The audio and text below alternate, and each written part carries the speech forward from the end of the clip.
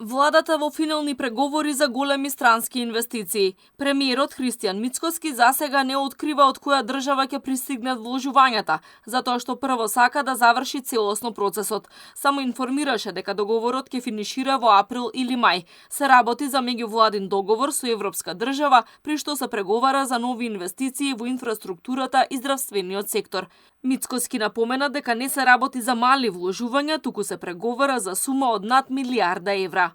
Очекувам добри вести за македонските граѓани во текот на месец април и мај.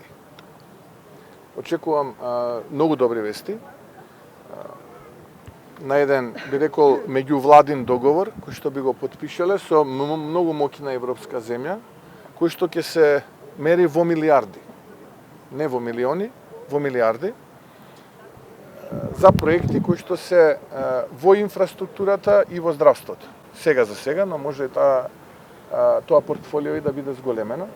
Минатата година беше најуспешна во привлекувањето на странски инвестиции. 2024-та заврши со рекордно ниво на вложување од други држави, кои надминаа милиарда и 250 милиони евра. Само во октомври, ноември и декември вкупните директни инвестиции забележаа нето приливи од речиси 400 милиони евра. Властите очекуваат ова да го зголеми бројот на вработување во Македонија и да го покрене реалниот пораст на економијата. Во втората половина од 2024 година владата договори 8 инвестиции кои треба да вработат 2800 луѓе, а според подетоците од Дирекцијата за индустриските зони, бројот на вработени во зоните лани надминал 18.100 луѓе.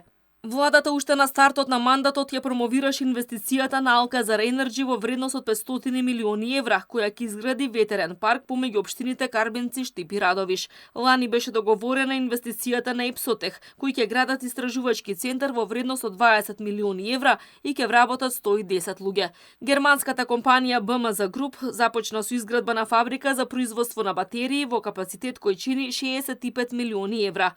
Се потпишаа и два договори за инвестициите на Brainchild. Германската Костал отвора нов погон од 50 милиони евра и нови 250 вработувања.